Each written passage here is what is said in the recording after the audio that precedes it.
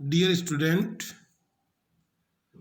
हम पढ़ रहे हैं मेज ब्रीडिंग और मेज ब्रीडिंग में आज पढ़ेंगे हम breeding methods. Breeding methods of मेज जब हम बात करते हैं तो जितनी भी क्रॉस पोलिनेटेड क्रॉप्स हैं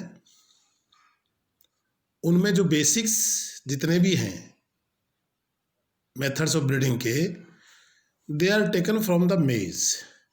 ऑलमोस्ट जो मेथड्स हैं वे सभी सबसे पहले मेज में अपनाए गए।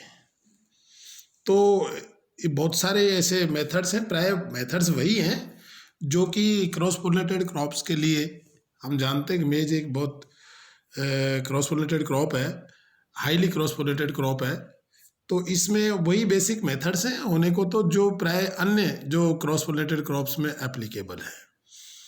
मोटा मोटी अब जब हम बात करेंगे तो 3 प्रकार के ब्रीडिंग मेथड्स इसमें अप्लाइड करते हैं, जिसको कई जगह वैज्ञानिकों ने, एक्सपर्ट्स ने, लेखकों ने अलग अलग प्रकार से, किसी ने 3 प्रकार से विभाजित किया है, किसी ने 4 प्रकार से विभाजित किया है, किसी ने अन्य प्रकार से विभाजित किया है, लेकिन उसमें कुल मिलाकर के आते वो सभी हैं। सब जो बिंदु हैं सब वो उनके जो सब मेथड्स हैं वो सब के सब उसमें इंक्लूड हो जाते हैं। तो हम इसको अपनी सुविधा के अनुसार विद्यार्थियों को बताने के लिए और विद्यार्थियों को समझाने के लिए, पढ़ाने के लिए 3 भागों में हम इसको डिवाइड करते हैं। ब्रीडिंग मेथड्स फॉर मेज can be classified, can be categorised in 3 groups. Number 1 population improvement, number 2 composites and synthetics, and number 3 hybrids। तो इसमें composites and synthetics को अलग अलग भी पढ़ा जा सकता है, तो 4 प्रकार के हो जाएंगे। एक में भी, क्योंकि इनमें बहुत सारी सिमिलरिटीज हैं, जैसा हमने बाजरा में भी पढ़ा था, तो ये एक ग्रुप में भी can be consider. Let us start. Maize is a highly cross pollinated crop. Breeding methods used for cross-pollinated crop are in generally all methods of this group are applied for the maize crop as same.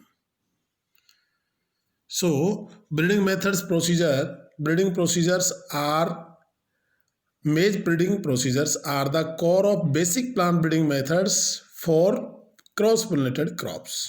तो number 1 पढ़ेंगे population improvement. Population improvement is carried out through recurrent selection।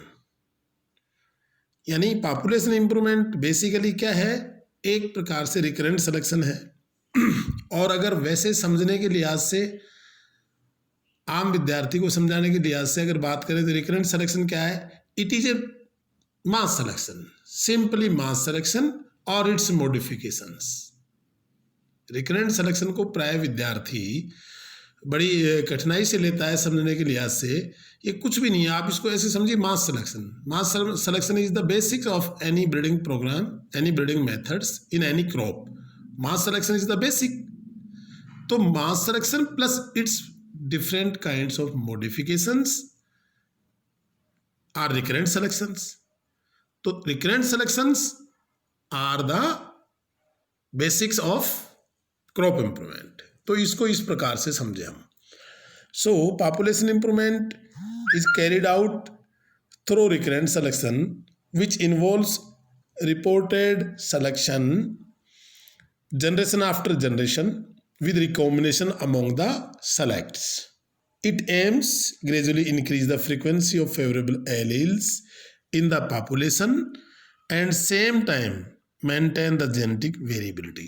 ये इसका basic का population improvement का या recurrent selection का जो main theme है, मेन एम है, मेन ऑब्जेक्टिव है, वो क्या है? धीरे धीरे जो फेवरेबल जो एलील्स हैं, फेवरेबल जीन्स हैं, उनकी जनसंख्या, उनकी संख्या को पॉपुलेशन में बढ़ाना और ठीक इसी समय इसकी जेनेटिक वेरिएबिलिटी को मेंटेन करना। तो इसका पहला मेथड हम पढ़ेंगे जो सबसे बेसिक है, सबसे ओल्डेस्ट है, that is mass selection. First का ए और ए का फर्स्ट, ठीक है, ए का फर्स्ट। तो ओल्डेस्ट, तो mass selection is oldest method for cross-pollinated crops. In maize, it consists of selection of ears on the basis of plant and ear characteristics and bulking of seeds of harvested ears to grow following generations, in which again another cycle of mass selection can be started, and this process can be repeated for several cycles till substantial gain are obtained. यानी इसमें हम basically phenotypic basis appearance के आधार पे मेज में years और plant के कैरेक्टरिस्टिक्स के आधार पे कुछ ईयर्स का हम सिलेक्शन कर लेते हैं, उनके सीड को हार्वेस्ट करके कंपोजिट कर लेते हैं और उसको पुनः फिर हम उसकी अगले सीजन में बुआई कर देते हैं। ये एक सिलेक्शन साइकिल बनती है और इसको जब तक वांछित इसमें सुधार नहीं मिलता तब तक इस प्रकार साइकिल्स को दोबारा रिपीट की जा सकती है। The method is although simplest in operation but has certain limitations. बहुत ही सिंपल है, बहुत ही चीपर है ना, फिर भी और इसमें कुछ लिमिटेशंस हैं, कुछ सीमाएं हैं इसकी। जैसे क्या क्या सीमाएं, क्या क्या दिक्कतें हो सकती है इसमें। Number 1, inability to identify superior genotypes on the basis of phenotypic appearance alone. यानी जो सुपीरियर जीनोटाइप है वो केवल फिनोटाइपिक बेसिस अपीयरेंस के बेसिस पे ही अकेले उसको ठीक प्रकार से आइडेंटिफाई किया जा सके, जरूरी नहीं है, ये दिक्कत भरा काम है। Number 2, no control on pollen parent. Pollen parent पर हमारा कोई नियंत्रण नहीं है। Where inferior plants can also contribute their pollens, वहाँ पर इन्फीरियर और जो बीमारी ग्रस्त हैं, डिजीज्ड प्लांट है, उनके पोलन ग्रेन्स भी हमारे सीड को कंट्रीब्यूट कर रहे होते हैं। रिग्रेस सिलेक्शन फॉर ऑपरेटिंग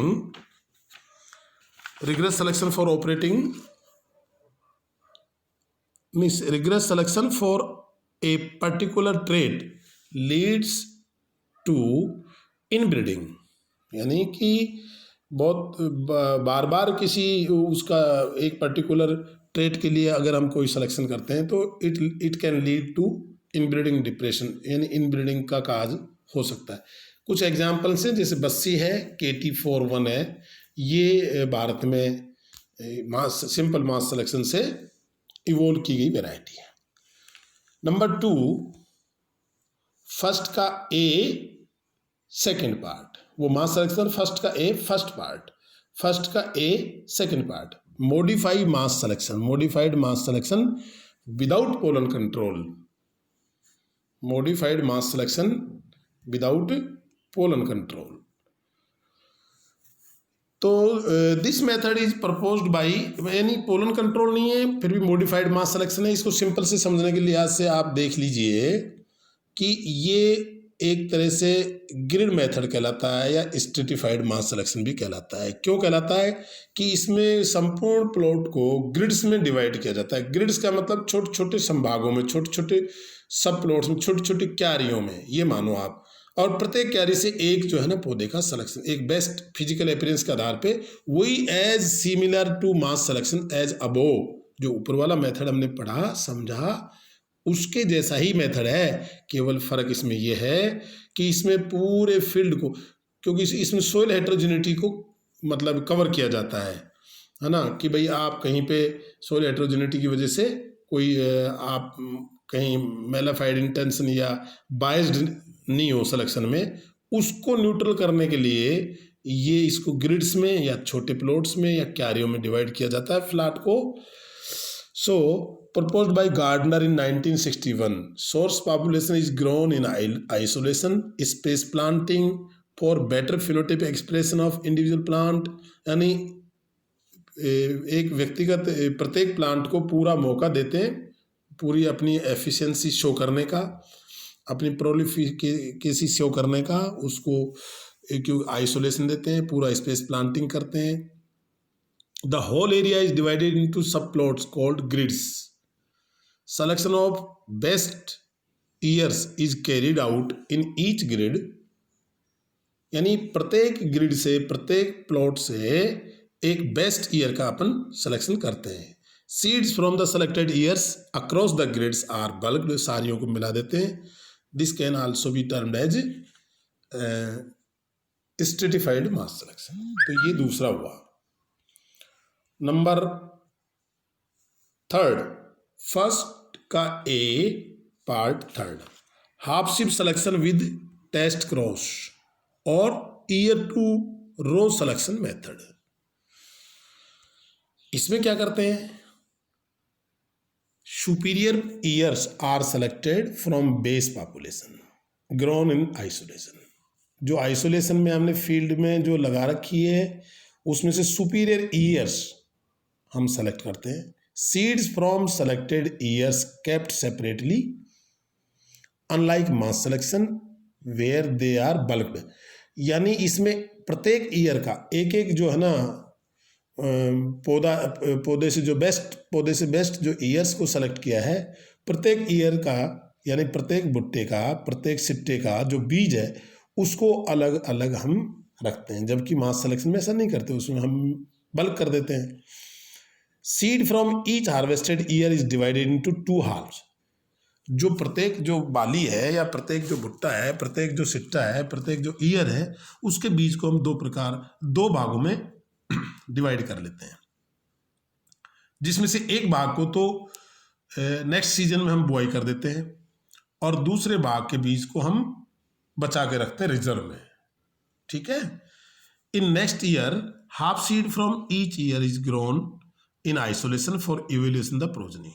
तो इसमें हम आइसोलेशन में हम उसकी प्रोजनी का इवेल्यूएशन कर देते हैं, प्रत्येक ईयर टू रो मेथड, यही कहला, इसीलिए इसको ईयर टू रो मेथड कहा जाता है। प्रत्येक ईयर से एक जो है ना एक लाइन, एक तरह से from each line, seeds from each line is grown in isolation for evaluation. एक अलग एक तरह से क्यारी कहिए, एक प्लॉट कहिए या एक लाइन कहिए, एक ईयर की से फॉर आइसोलेशन, जो उसमें से मिक्सअप नहीं हुआ। ठीक है। अब इस जो बोया गया है इसकी परफॉर्मेंस के आधार पे, प्रोजनी इवोल्यूशन के आधार पे, the remnant second half lot of seed is kept in the reserve. Seeds of the progeny found superior, a new population is constituted by bulking the equal quantities of seed either from harvested superior progenies or from remnant seed which gave rise to superior progenies। अब आप समझ गए होंगे कि ये हमने जो year to रो से जो हमने सेलेक्टेड ईयर्स का आइसोलेशन में हमने जो प्लॉट लगाए हैं उनकी प्रोजनीज के इवोल्यूशन करते हैं, उनमें से बेस्ट प्रोजनीज को हम छांटते हैं। तो या तो बेस्ट प्रोजनीज छटी हुई वो उनका बराबर बीज, या उनका जो एक सेकंड हाफ है या फर्स्ट हाफ है, जो आधा भाग जो हमने बचा के रखा हुआ सीड का सेपरेटली इंडिविजुअली, उसके बीज वो संबंधित जो इसमें बेस्ट प्रोजनीज परफॉर्म करी हैं उससे संबंधित जो बीज है उनमें से बराबर बीज लेकर के और उनको मिक्स करते हैं और एक सुपीरियर प्रोजनीज ऐसे तैयार हो जाती है। ठीक है, मेरे ख्याल से आप समझ गए होंगे। तो ये इसका एक बेस्ट एग्जांपल है ear to row selection method का, कि method originally was proposed by C.G. Hopkins at Illinois agriculture experiment station in 1899। ये हमने वहाँ भी पढ़ा था जहाँ हमारे ब्रीडिंग ऑब्जेक्टिव्स पढ़े थे, to improve the oil content, to improve the protein content.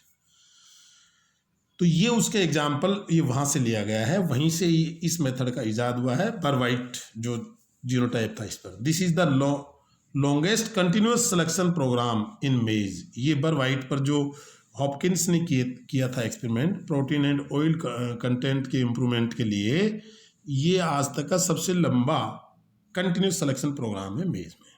This method was not been very effective for improvement of yield due to lack of field plot techniques, lack of efficient methods of evaluation of progenies, inbreeding due to small size of population। तो इस प्रकार से ये इसकी कुछ limitations हैं।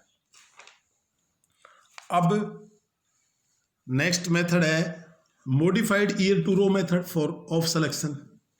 First A का part 4, part 3 तक हमने पढ़ लिया। पार्ट 1 में मास सिलेक्शन, पार्ट 2 में मॉडिफाइड मास सिलेक्शन, जिसको ग्रिड मेथड भी बोलते हैं या स्ट्रेटिफाइड मास सिलेक्शन भी बोलते हैं। नंबर 3 में आपका हाफ शिफ्ट सिलेक्शन या ear to row selection method, और नंबर 4 में modified ear to row method. This is proposed by Lundquist in 1964, where progenies are evaluated at various locations. ये important इसका फीचर है। And cycle was shortened by 1 season, यानी इसमें multi location का उपयोग करते हुए हम एक सीजन अर्लियर हो जाते हैं, इसके एडवांस हो जाते हैं जल्दी, क्योंकि वो जैसे मान लो अब मेज खरीफ में भी होता है, मेज रबी में भी होता है, तो एक उसकी जनरेशन को हम रबी अदर लोकेशन पे ले जाके उसको रबी में ले सकते हैं। इसका मेथड इस प्रकार से है। 100 and more years are selected from base population based on grain and agronomic trait, sailed year separately. इसको अलग अलग हमने इसको हार्वेस्ट कर लिया और अलग अलग इसकी थ्रेसिंग कर ली, बीज को अलग अलग निकाल लिया ईयर वाइज। करीब 100 के आसपास के ईयर्स का सिलेक्शन किया। Seeds from each selected ear are grown as progeny row in single replication at different locations of zone for which new variety is to be release. और जिस प्रकार के जोन और क्षेत्रों के लिए वैरायटी का विकास किया जा रहा है, उन सब लोकेशंस पर एक सिंगल रेप्लिकेशन में इनको लगा दिया जाता है। Replicate at main station is handled as crossing block. जो मेन स्टेशन है जहाँ ब्रीडर है, वहाँ हम इसको एज ए क्रॉसिंग ब्लॉक लेते हैं। A balanced mixture used as pollen parent, mixing equal seed of each progeny, यानी एक बैलेंस मिक्सचर हम यूज करते हैं पोलन पेरेंट के रूप में। At main location 5 phenotypically superior plants in each progeny rows are marked.